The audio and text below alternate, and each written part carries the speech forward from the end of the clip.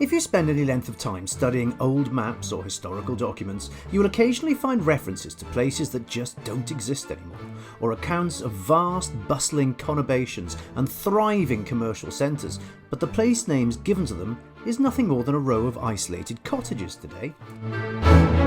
In this series of videos, we'll be taking you back to these places, looking at what they were like in their heyday, explaining what brought about their dramatic demises, and showing you what clues we still have left to what used to be.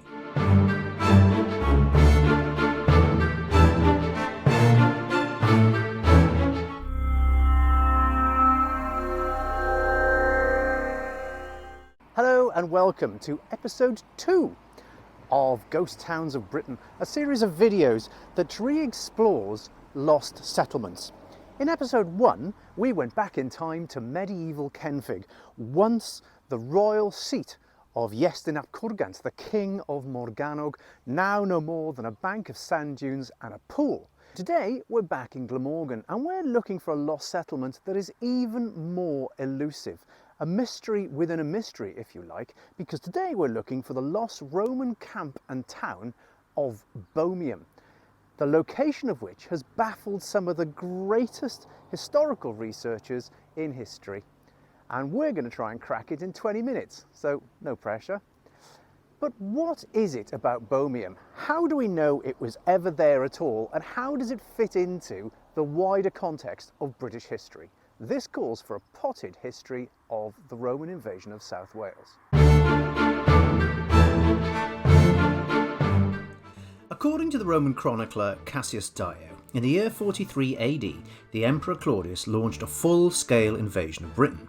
The invasion was run in stages, and between 43 and 49 AD, the objective was to secure a western frontier along a line made up of the Severn and Trent rivers.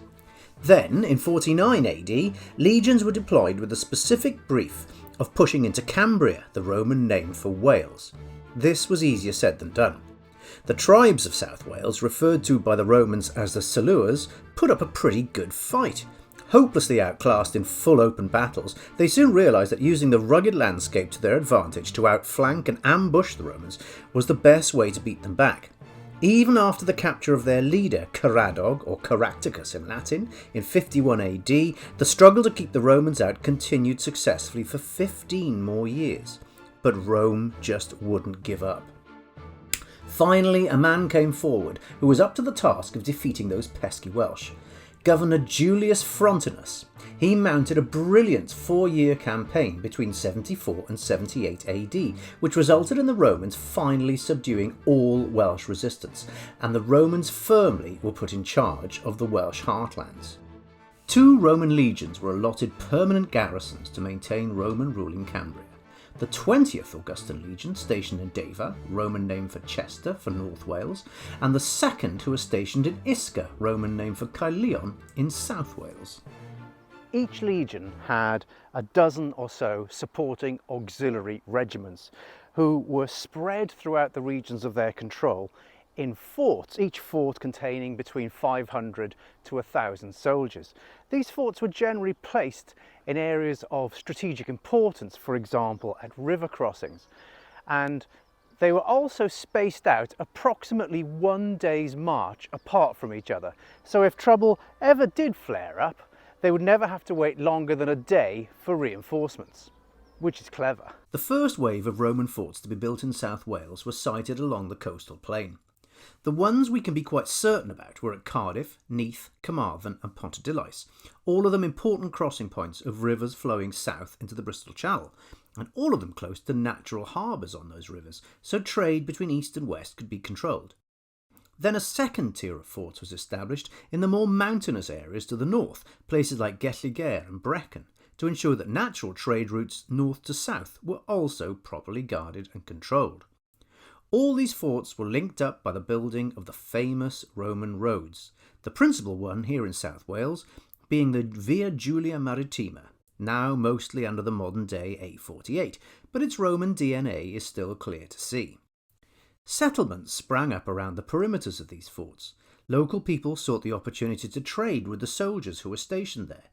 They also benefited from the easy access onto a good road for the purpose of travel and trade, and of course they benefited from the comparative security of living next to a fort during what was a very lawless time. All the sites and roads I've mentioned so far are supported by a very important historical document. It was a survey carried out in the rule of Caesar Augustus called the Itinerarium Antonini Augusti, which translates as the Antonine Itinerary.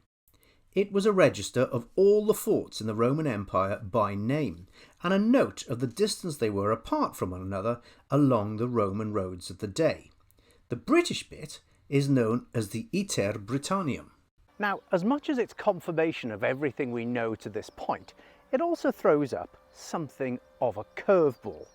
It lists by name a fort called Bomium or Bomio, somewhere west of Cardiff, but east of Neath. So you're probably thinking, if we have the names of the forts and the distances between them, surely we have all the information we need to find where Bomium was. So what's the big mystery? Well, the itinerary entry lists Bomium as being XVMP from Nidham and XXVII from Isca. So in modern English, that's 15 miles from the Roman camp of Nidham, which was on the Abbey side of the river in Neath, and 27 miles from Isca, which is in the northern part of Caerleon. Now, one thing we do need to take into account is that these distances are given in Roman miles. And a Roman mile is 0.92 modern British miles, possibly the best miles in the world. So that means that 15 Roman miles from Neath is 13.8 modern British miles, and 27 miles from Caerleon is 24.84 modern British miles. So surely all we need to do now is measure those distances along the known course of the Via Julia Maritima, as that is the Roman road which runs between these two forts. Let's see where that brings us out and mark it on the map. And to help us with authenticity, I'm using the Ordnance Survey map of Roman Britain. So let's start with the 13.8 miles from Neath, and just to be sure, let's also measure out the 24.84 miles from Caerleon and see where they meet up. Straight away, it looks like we have a problem, because the mileage calculations we've got here are based on the assumption that Neath and Caerleon are 38.64 miles apart along the Via Julia Maritima. And they're not. Even allowing for a 10% margin of error, it's more like 50 miles. Still, we've got a ballpark to be searching in, and the size of that ballpark is 11 miles. And this is what that 11-mile ballpark looks like now, with modern place name and the course of the Roman road overlaid. So let's begin our search for Bomium by assuming that the distance from Neath is correct, 13.8 miles. Now where do you think that takes us? Well, that brings us out here, in Stormy Down near Porthcawl. Strategically, Stormy Down has merit as a potential site for a fort. It is a high and elevated spot, affording great views in all directions, much like Gelligair. The Via Julia Maritima comes through here, so that's another tick in the box. And we also know that there used to be a Norman castle here. Why does that matter? Well, we know that the Normans often built their castles and fortifications on the site of earlier ones. Cardiff Castle, for example, was a Roman fort rebuilt and reused by the Normans. So is the Tower of London. So again, this is a possibility. But Stormy Down isn't without its problems as a potential site. First off, that Norman castle I mentioned earlier wasn't built in that strategically significant elevated area. It was built in an altogether less strategic position lower down the valley, probably to protect it from the prevailing winds. Also, Stormy Down is not on a river crossing, and as much as the second wave of forts were built up in the mountains, all of the others in the first wave, which Bomium would have been contemporary with, were built on river crossings. Caerleon on the Usk, Pontydilais on the Lacha, Carmarthen on the Teifi, Cardiff on the Taff, and Neath on the Neath. So this doesn't really have the same look and feel of the others. The biggest setback of all, though, is that no archaeology has ever been found to back Stormy Down up as a contender for a location of a Roman fort and town. They found pottery fragments and coins, but no more than you'd expect from, say, a farming community on the side of a Roman road. Realising that the maths just doesn't add up, several archaeologists and historians such as D.M. Jones put forward the theory that the distance from Neath was a simple and understandable scribing error.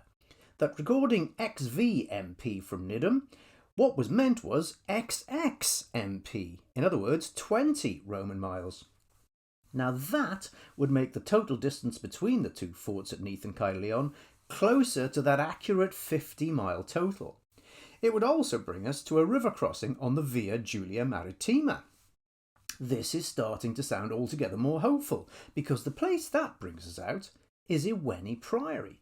Could this be the true site of Bomium?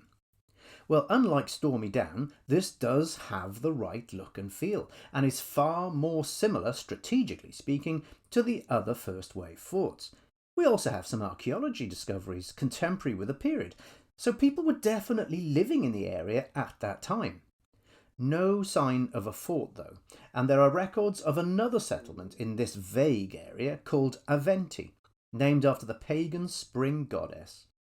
Given how phonetically close Aventi and Ewenny are to each other, and the fact that this place has always had a spiritual association both before and subsequent to Christianity, I would wager that where we are here is Aventi rather than Bomium, so we still need to look at other candidates. When John Speed drew his map of Glamorgan in 1610, he marked Bomium as being in Boverton, near Llantylt Major.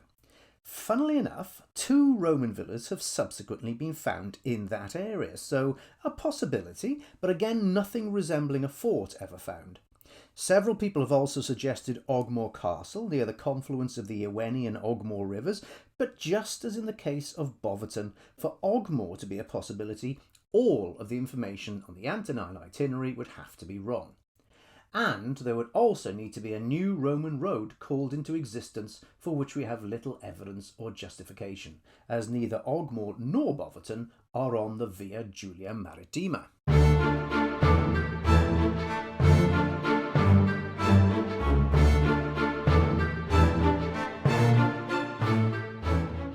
But hang on, aren't we overlooking one rather obvious clue? Yes, the distance from Neath can't possibly be right, but what about the distance from Caerleon? Where does that bring us out? That brings us out to Cowbridge. Now this looks like an altogether more likely candidate for a whole host of reasons. Firstly, it's linguistically possible that Bomium became corrupted to Bovium, and from there to some cattle-related translations such as Cowbridge, because Bovium is Latin for cattle. Secondly, there is no doubt that the town is built on the course of the Antonine Road. But the most compelling reason of all is that Cowbridge has yielded a lot of Roman archaeology from the 1st century. The most exciting discovery was the remains of a bathhouse with tiles that were stamped Legio II Augusta, meaning the 2nd Augustan Legion, the name of the legion that would have been stationed at Bomium. The fact that the bathhouse appears to have been destroyed after the Hadrianic period in the 2nd century would also support the notion that Cowbridge is in fact the lost fort and settlement of Bomium. Yes, we have the correct distance from Caerleon. Yes, we have the Via Julia Maritima. Yes, we have a river crossing over the River Thor. And yes, we have the tiles stamped Legio II Augusta. But we're still not out of the woods just yet, because for all the stuff that has been found, including a lot of archaeology from around the year AD 80, some interesting pottery, coins behind the high street, a really interesting burial monument in the shape of a lion's head. One thing we still haven't been able to find is an actual fort, which is quite integral to all of this. Now, there is one theory I've heard that the fort might have been located somewhere further south down the banks of the River Thor, which is a possibility. But for me, the fort has always been hidden in plain sight. And let me expand what I mean by that. This is the sort of structure we're looking for. They were square and surrounded by a curtain wall. The main thoroughfare would have passed straight through the middle, so the Roman soldiers could control who was able to travel along it. Barracks and other buildings were on either side. The picture on the right is an artist's impression to give you an idea of how the camp at Bomium might have looked if viewed from Llanblethian. The floor plan on the left, however, is based on the archaeology of an actual fort, a fort called Housesteads, on Hadrian's Wall. Because it was so well preserved, we know with more certainty than usual what most of the buildings were used for, and the layout of Housesteads is known to be fairly typical of its time. I've always believed that the medieval buildings on the elevated section of Cowbridge High Street are all built on top of the fort itself, and I'll tell you why. As I said earlier, the Normans had form for building their fortifications on top of pre-existing ones, and my bet is that the Roman fort sits on a square which shares the west, north and south walls of the medieval defences, but which would have ended by the old south gate, rather than all the way down at what is today Waitrose. So it would have been about half the size of the medieval town. I mentioned before about previous archaeological digs in Cowbridge. Well, back in 1977 they found a row of buildings which were dated to be contemporary with the Roman era. At the time, they were believed to be a row of shops. These were found on a medieval thoroughfare called Cooper's Lane. And the location of Cooper's Lane is right here, where the rows of barracks would have been. The location where the bathhouse was found has always had archaeologists scratching their heads. In Roman society, the bathhouse was the centre of social activity, so they were always sited prominently in the centre of town. But the place where the bathhouse in Cowbridge was found was in Bear Lane, here.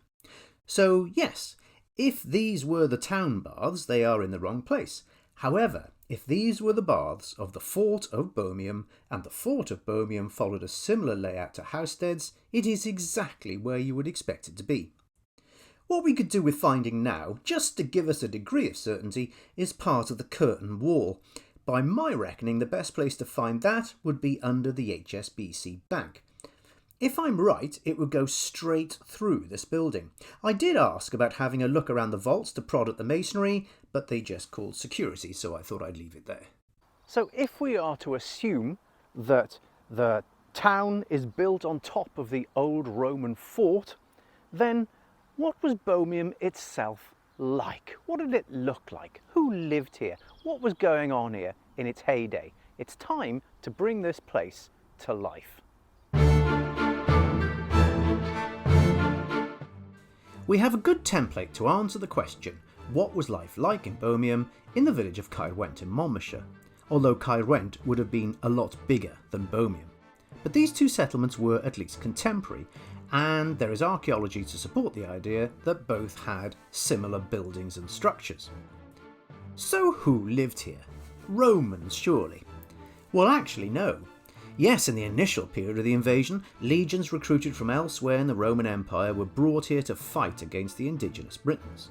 A lot of the ones in Caerleon seem to have come from what is today Belgium, but there's no end of evidence to show that once the Romans had made their mark, we were self-ruling.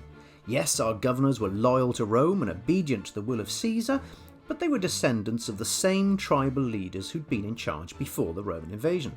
And the so-called Roman villas in places like Llanbathery and Llanmaes were built and occupied by indigenous Britons who had adopted Roman ways. So as much as Bomium may be described as a Roman settlement, in reality it was occupied by Romano-Cambrians, indigenous Welsh people who had adopted Roman ways, and this was the pattern we see all across Britain.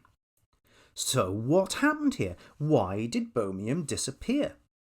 Well, the popular answer would be that as Bomium was a town affiliated to a Roman fortified camp, that the town died when the Romans left. That would have been 300 AD, when Caerleon was abandoned by the second Augustan, just over 100 years before the official date given when Britain ceased to be part of the Roman Empire. The reason this would be the popular answer is because there is a misconception which has been perpetuated for centuries that pretty much the minute Britain ceased to be part of the Roman Empire, the Romans effectively switched out the lights and left the country in darkness, and all the ancient Britons abandoned their stone-built palaces and villas and chose instead to live in mud huts. Not a million miles from Bomium was the holy monastery and school of St. Illtyd, which produced saints and intellectuals by the truckload. Even before 510, When Pope Gregory the Great took credit for converting the heathen people of Britain to Christianity, it is on record that he was urged to read the theological works written by Gildas the Wise, a monk in Vale, regarded as one of Europe's foremost theological thinkers. Also, literally just 1 week before the making of this video, an episode of the BBC TV programme Digging for Britain aired, showing the discoveries of a 5th century settlement and cemetery in Funmun. Loads of evidence of a very civilised and sophisticated society here in the Vale of Glamorgan. Artefacts found with the burials included imported pottery and glass from around Europe, which would have cost a fortune at the time, so we would have had some very high status people living here. So the Dark Ages really weren't that dark around here. In fact, it would seem that the Vale of Glamorgan was one of the most enlightened places in the known world. We have evidence that Cowbridge didn't cease to exist, but simply changed its role. It became a lead mining town in the 5th and 6th century. There are still remnants of old abandoned mine shafts used for extracting this precious metal from the ground in this period up on Stormy Down.